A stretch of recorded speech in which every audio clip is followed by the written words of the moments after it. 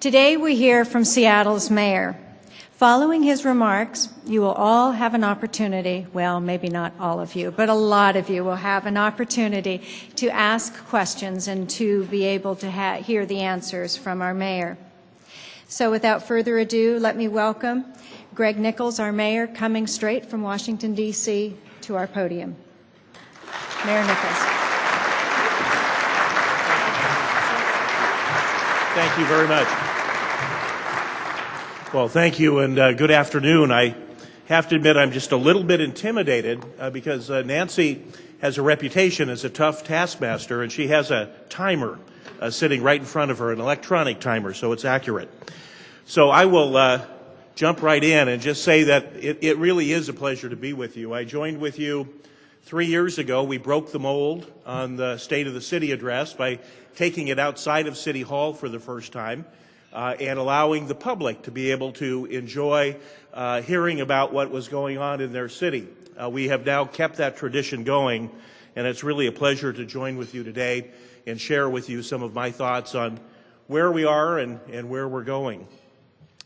Yesterday I had a chance to volunteer at the Baby Boutique, which is one of the programs of Family Services. I was sorting tiny little sweaters and small pairs of pants and shoes and the like that will be picked up by homeless families and low-income families. Now, since my baby daughter is now 25 years old, I had forgotten a lot of the sizes as I was sorting through those, and it kind of brought back a lot of memories. Seems like there might be more sizes now than there were back then, and in fact, some of the donations were from European manufactured clothing, which is a whole different. I guess there must be metric babies as well as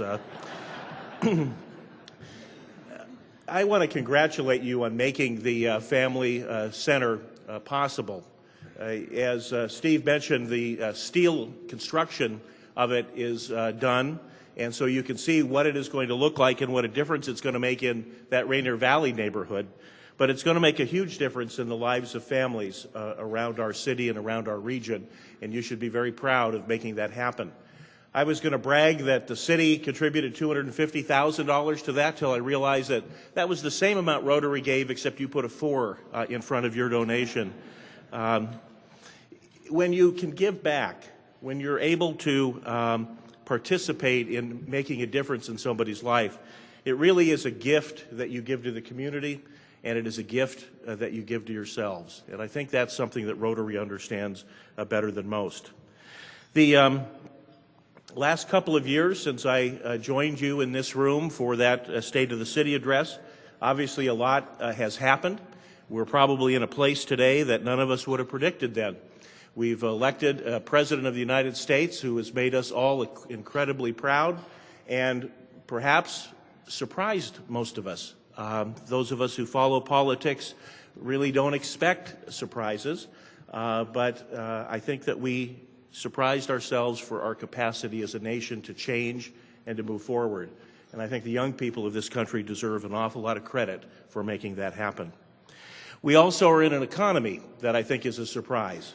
We were working hard the last few years to create jobs and economic opportunity for people, and we were very successful at that. As the storm clouds began to form around the country, we hoped that we would escape the recession or the downturn or whatever it was being called at the time. But now we're in the middle of that storm. And just like the rest of the country and indeed the rest of the world, we are struggling with the ramifications of that. There are a couple of challenges in particular that I think poses for us. One of them is to make sure that we keep our focus on the future, that we continue to move forward while we deal with the effects of the economic downturn. We remain committed to building a strong community and healthy families. We help those, as Hubert Humphrey said, who are in the dawn, the twilight, or the shadows of life. We make sure that businesses can expand and we continue to create great jobs that provide economic opportunity to our people. We know, though, that these are going to be tough times. We've seen the trends. We know that our utility customers, both on Seattle City Light and our water department, More and more of them are falling behind on their bills, and that often is a precursor to people falling behind on their rent or on their mortgages. We're watching the city's revenues very closely, and I have already given instructions to my city departments to prepare for budget cuts. We will continue to tighten our belt. We're being asked to do more with less, and we will do that. And we're going to see the impact of the recession in our communities and, I think, sadly, on our streets as well. Every time a layoff is announced by one of our great companies, whether it's Boeing or Microsoft or Starbucks or what happened to Washington Mutual, there's a human face behind that story. There are families that are hurt by that action. We know that services for the mentally ill and for the least, the last, and the lost are threatened in our community. The state and county are facing massive budget deficits that jeopardize very basic human services. The holes in the safety net are getting larger and more people are passing through them. So we need to figure out how we're going to make it through this time. The city's going to do its part. We're going to make sure that we have services when people need them, not just when it's convenient for us to provide them. We're going to accelerate $315 million in capital projects, paving projects in sports fields, conservation programs and restoring urban forests, broadband and smart grids for our people. We've already begun the pre-construction on the rebuilding of the Spokane Street Viaduct to make sure that it holds up in our next earthquake and continues to connect the Port of Seattle to the rest of the country. We're working with great businesses like McKinstry to make sure that they have permits when they want to expand and add jobs. McKinstry is preparing to add 500 new jobs with a newly permitted facility down in our Soto neighborhood. I personally delivered their permit and make the same offer to you. If you're prepared to create 500 jobs in our city, I will personally deliver your permit to you. We're all going to need to do more. The work at Baby Boutique yesterday was fun, but it was part of a call to action, a serious call to action to mobilize 10,000 new volunteers in our city. We're partnering with United Way to make that happen, and we hope very much that Rotary will be a big part of that as well. There are lots of opportunities, lots of needs in our community: cooking meals for senior citizens, staffing cancer survivor hotlines, picking up donated merchandise, or organizing diaper drives, or sorting through and making sure that you understand the sizes of babies' clothes for young mothers. These and other opportunities can be accessed through a lot of different sources, but let me suggest one to you, and that is my website, which is mayor.seattle.gov, which is a link to hundreds of ways that you can volunteer. That's, in fact, how I found out about Baby Boutique. Rotary knows very well about community service. That is what you are all about. Your members have donated countless hours and millions of dollars to helping those in need in our community, and we are a better place because of your efforts. And that's how we're going to emerge as a community from this storm, neighbor by neighbor, business by business, lending each other a helping hand. It's not the first time that we have faced tough times. In fact, when I became mayor in 2002, we saw the worst slowdown since the 1970s. I got to the mayor's office and I found that, as I'd been saying in the campaign, the cupboard was bare. It's sometimes a surprise after the campaign to find out that you were right. But we got city finances under control. We cut overhead first and direct services last. We cut over 500 jobs and $120 million from the city budget.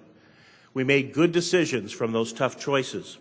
And when conditions improved, we made responsible choices. We lowered electric rates, we paved a record number of lane miles on our local streets, and we added more police officers. Our rainy day fund now is at about $30 million. We may need to tap it someday, but we have not tapped it yet. We want to make sure that Seattle businesses can expand, so I understood the need to lead and that not everyone would be happy with that. In downtown Seattle, we allowed builders to build taller buildings. We hired more police in order to make our streets safer. 7 years ago, I was criticized in some circles for my vision for South Lake Union. One council member even went so far as to say we were creating too many new jobs. Now South Lake Union is considered a silver lining amongst these dark storm clouds. 6,900 jobs have been created. More than 4 million square feet has either been built or under construction in that neighborhood. Later this spring, Amazon.com will begin the next phase of their 1.5 million square foot headquarters project. In July, the Gates Foundation broke ground on a $500 million campus that will make Seattle a center for global health and philanthropy. The University of Washington is prepared to begin the third phase of their new life sciences campus in South Lake Union. The city helped to incubate Seattle's life science industry. We made zoning changes. We built the Seattle streetcar, which carried more than 500,000 passengers in its first year of service and provides great connection between downtown and the South Lake Union neighborhood. There are other rays of sunshine in these dark times. My goal is to make Seattle the green building capital of America.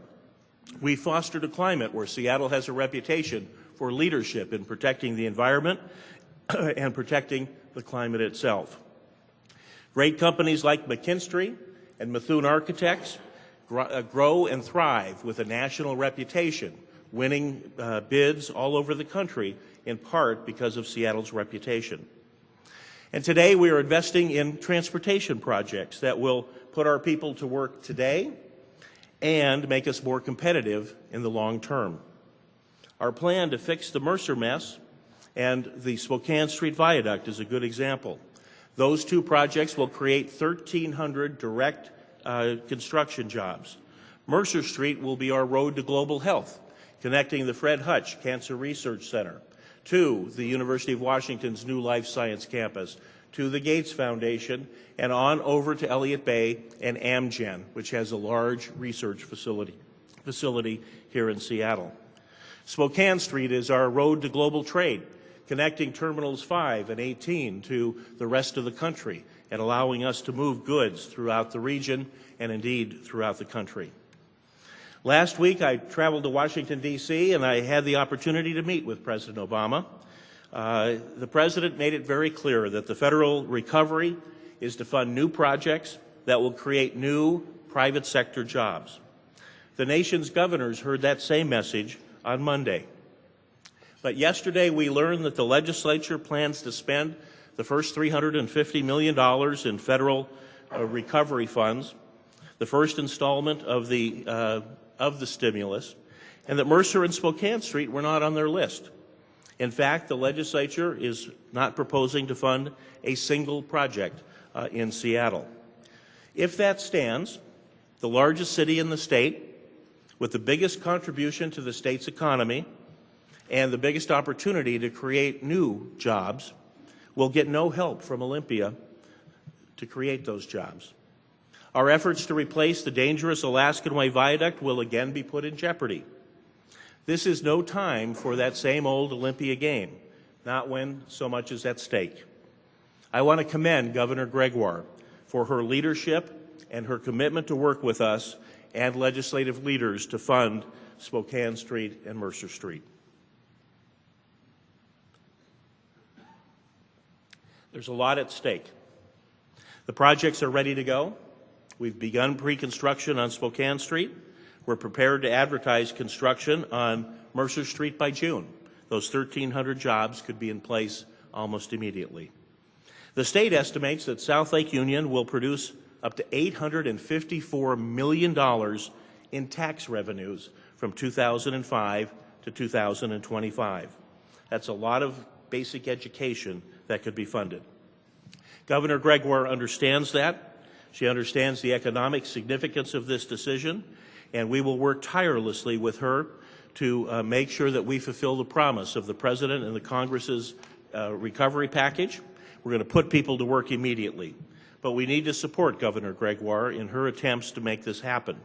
And I ask you to join me in calling the legislative hotline at 1-800-562-6000 and let the legislature know that funding jobs in Seattle is just important as connecting Loon Lake to Spokane. We need to make sure that our investment helps immediately, but we also need to make sure that we grow our economy in the future. Global health and global trade are the keys to not just Seattle, but the Pacific Northwest's future economies. There are examples, though, of where we are working well together, and that is the federal government and the region and light rail. Next month, we're going to break ground on a light rail extension from downtown to the University of Washington. That's a 7-year construction project. It will create 2,900 well-paid construction jobs directly. Capitol Hill will be connected to downtown and to the university, and either way you want to go, it'll take you 3 minutes to get there. There'll be a train every 7 minutes. That's going to be a very different situation with mass transit than we have had in the past. But it wasn't easy. After the defeat of the roads and transit proposition a year ago, there was really little appetite to go back to the voters with a transit plan. But we worked hard at that. I became chair of the Sound Transit Board shortly after that election, and we opened a conversation. It wasn't an easy one, but it was an important one. And the overwhelming victory of the Mass Transit Now campaign has opened a way forward for us and the region. Light rail will be extended north of the university, first to Northgate and then on to Linwood, south to Federal Way, and east across Lake Washington to Bellevue and on out to the Microsoft campus. That will connect 70% of the residences and 85% of the jobs in our region by mass transit. The other advantage of light rail is that it is more than just an alternative to the freeway. It creates places that people want to live and work and play, and that's the kind of city that we've been trying to build. It also will create 69,000 jobs, direct and indirect, over the 15 years of the construction of that plan. Now, we also have an agreement on the Alaskan Way Viaduct, so people who tell you that miracles do not happen are incorrect. We're going to create a great waterfront down there, we're going to reconnect our city, and we're going to provide capacity for freight and goods and services to move through our city, and I'm very proud of that. But our city and our future is about more than just a balance sheet. It's measured by our spirit, by our creativity, and our commitment to one another. City government, the business community, the faith community must work together. We've got common interests and common aims. To weather this storm, we are each going to have to play our part in lessening the hardships and increasing the number of our and making sure that an increasing number of our fellow residents are taken care of. Throughout the city, though I perceive an increased sense of community. I think it's sparked in part by the change in Washington, D.C. Despite their worries, people, and particularly young people, are charged up. They want to help. They want to know how they can help their city, how they can help their country, and indeed how they can help their planet. It is up to us to channel that spirit. Together, we will embark on an unprecedented effort to put our people back to work. We will mobilize 10,000 volunteers to do great things and to bring us closer together. It is a time for new partnerships and for new coalitions to accomplish that. We're going to emerge from this downturn stronger, with a greater sense of empathy and a greater sense of community. We will weather the storm, and we will come out stronger on the other side. Thank you for the chance to spend some time with you this morning, and may God bless our home, Seattle.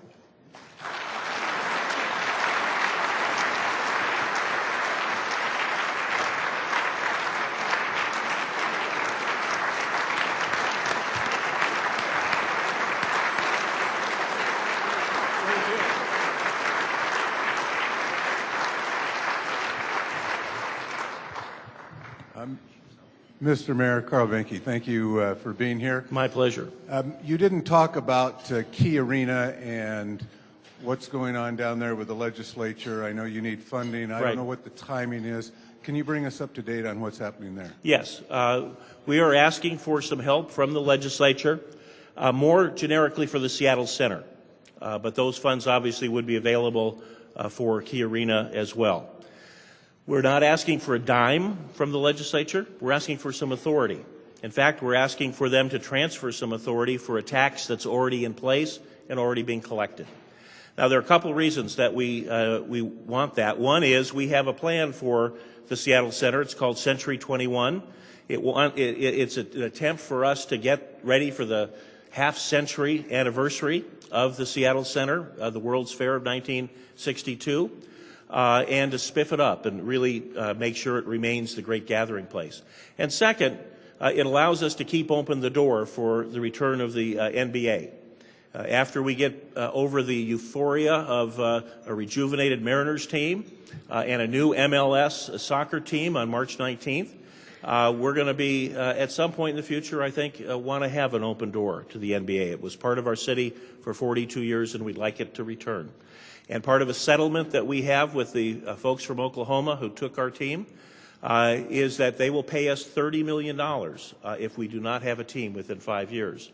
But that is contingent upon us having the revenue source from the state to be able to put into Key Arena, and that's what we're asking the legislature to authorize. Mayor, thank you very much for taking the time to meet with us today and give us an update on the city.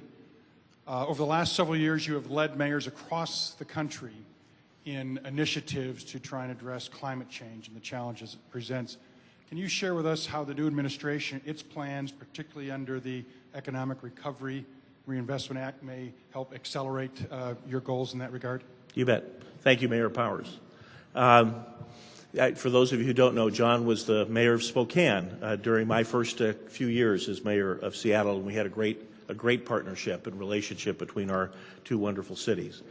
4 years ago last week, actually, I pledged that Seattle would reduce the emissions, the carbon emissions that cause climate change, by the amount that the Kyoto Treaty called for, had the United States been one of the 141 countries that signed that treaty. And I did it on the day that it became law in those 141 countries. But I knew that if we did it alone, it would be a purely symbolic effort. While important, it's hard to ask people to actually change their behavior for symbolic reasons. So I challenged cities across the country to join with Seattle. As of today, 910 cities have joined with us, and they represent 82 million Americans, just a little larger than the population of Germany. So it is no longer a symbolic effort.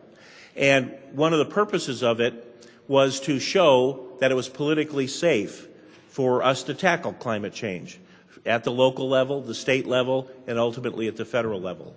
And I have to tell you that having been in Washington last Friday and meeting with the President and Vice President and 5 members of his cabinet, that there is a whole different atmosphere in Washington, D.C. today than there was a month ago, or I guess 2 months ago. And that is that this administration wants to make a difference in the lives of ordinary Americans. And they understand the importance of cities, that the 100 largest metropolitan areas in this country represent 3/4 of the GNP of this country. That if we're going to create jobs and opportunity, it will be in cities. And if we're going to tackle climate change, it will be in cities because we also consume 3/4 of the energy that is consumed on this planet. Because we are the engines of the economy. And so even with the economic downturn, this president has continued to focus on climate change, the fundamental change of our economy from one that has been fueled by fossil fuels to one that will be fueled by alternative energy and conservation, and that will create economic opportunity. When he came to Seattle just over a year ago, I had a chance to walk him through McKinstry Company in South Seattle, the one I delivered the permit to a couple weeks ago, and he saw those jobs at McKinstry. There are now hundreds of them, and they just opened up a couple dozen offices around the country. Those jobs pay an average of $100,000 in wages and benefits per employee. So they're good family wage jobs in a 21st century industry. He understands that, he gets that, and he's going to help us build that kind of economy in America. Hi, I'm Carl Robinson, and tomorrow morning at 10:30 a.m. I'm going to be at the Planning Department's office to apply for some permits. Excellent. Now, I'm not going to be employing 500 people, but with my shallow pockets, I will be trying to employ at least 6 people. Great. And putting to work about 4 different construction companies to help build out a space. I'm not going to bore you with the hurdles I've had to jump over to get to this point, but I could use your help in expediting the planning process. Can I count on you? You betcha. We will have concierge service for you.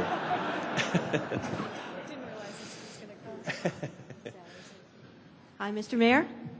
Sally? I'm very grateful to you and the governor and to Ron Sims for the coalition that you built around the waterfront.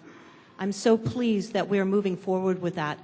I'm concerned, however, by the fragility of the relationship. And we read this morning, just as you said, about the legislature not willing to give us funds for either Mercer or the waterfront or Land or Spokane Street. Could you please talk a little bit more about that? Where are we? Are we vulnerable? Are we going to get the money? Is the project going to proceed? Well, it took it took a lot of work for the governor and I to get on the same page on this project. A couple of years of very difficult negotiations and really a rebuilding of trust after the experience of a couple of years ago. But we did that, and we are committed to following through and getting this done. Now, the legislature, while both the chair of the House and the Senate Transportation Committee stood with us when we made that announcement, I worry too about the legislature and the legislative process being used to destroy the agreement that we came to. So I think we need to be very vigilant. I think we need to be very clear about what our goals are and continue to get the word out to people why this is important, that we made a decision and that we get this done. If we do that, I think we will be successful. But I suspect that there will be more bumps in the road, particularly in the legislature this session. Mr. Mayor, I'm John Allerton. The state Supreme Court has ruled the city erred in charging city light ratepayers for the cost of operating city streetlights. The city's response has been to tax those same ratepayers to recover the amount of the rebate ordered by the court. Is this not in defiance of the spirit of the court's ruling and a dishonest solution recently criticized by Seattle Times editorials? It was a vigorous criticism by the Seattle Times. Thank goodness we have local newspapers. So your question is just a little bit inaccurate. The court decision that we were criticized for actually wasn't with City Light, it was with City Water, and it had to do with fire hydrants, not streetlights. A few years ago, there was a suit about streetlights, and when that suit was successful, and a 100-year-old practice that the city had to charge City Light for those streetlights, City Light to provide those through the rate base, I said, uh-oh, that's a change. Maybe we should look at other practices. And so we stopped the practice of charging water ratepayers for fire hydrants. But a very aggressive lawyer representing, recognizing an opportunity, filed a suit anyway, and attempted to collect over 100 years worth of damages under this practice the city had had. City Light was created over a century ago. One of the first purposes was to provide streetlights. City Water was created over 100 years ago, and right after the Great Seattle Fire, as a matter of fact, about 4 months later. And it was created to provide fire flow. So the Supreme Court's decision on these cases is very different than the tradition that we've had for over a century. So I would suggest that the rules of the game changed a lot, and we have tried to deal with that. So we've paid the refunds on the City Light case that was settled 6 years ago. And we looked at how are we going to make this refund to the water ratepayers. And yes, it is an accounting issue, so we can't do it through the rate base, so we have to do it through taxes. And we tried to figure out how we would most equitably do that. So we thought the same people who were getting this rebate that they didn't expect, hadn't really earned, would be fair. The same people would pay as closely as possible the same amount. And If we don't do that, that means that all of us as taxpayers are going to be paying through whatever the tax mechanism is. So there's not a free lunch here, and we thought the people who were benefiting, paying, would make the most sense and be the most equitable. Now, the problem with that is that the rebate that you get will be less than what you will pay back, and that's because of the lawyer's fees. This was a successful venture by a lawyer to create this class and settle this suit. Fortunately, there's hardly any lawyers here today. Yes. We have time for one more? Yes. Mayor Todd Boneem, thanks for being here today. One question. Our city streets are in a shambles, and they weren't made any better by what happened this winter with the snowfall. What is the city's long-term plan to repair the roads? I realize money's tight and not getting any better, but what is the long-term plan, and where do we expect those funds to come from? Sure. Thank you. First, the short-term plan. If you see a pothole, report it. Rat on a pothole. And that number is 684-ROAD, and we will fix it within 48 hours. Now, our goal is not to be continually fixing potholes. Our goal is to have our streets in good enough repair that we don't have to. I mean, we obviously occasionally will still have potholes, but we are, for the first time, repairing more streets than are deteriorating. We are catching up on deferred maintenance, and we're doing that because of a program called Bridging the Gap. The largest piece of that was a property tax levy that was on the ballot a couple years ago, in 2006. But there's also a commercial parking tax and also an employee head tax. Commercial parking tax generates a significant amount of revenue. The employee tax, not so much, but it does, in effect, help people who commute into the city but aren't regular taxpayers of the city, help them to contribute to the solution that their commuting helps to cause.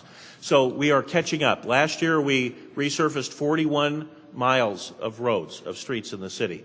That's 10 times what we were doing when I became mayor. We're fixing sidewalks. We're making bike lanes, safe bike lanes for people. We're repairing our bridges.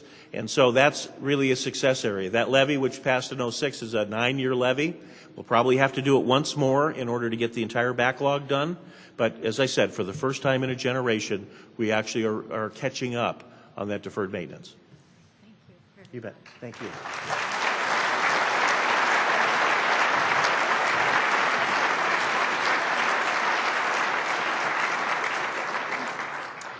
Thanks again to all of our participants in today's program. A special welcome to Lee and Susan. We're glad to have you as part of our club.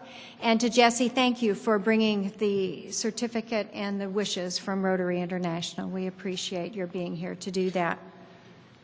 Next week is the day you have all been waiting for. It is, in fact, our centennial celebration.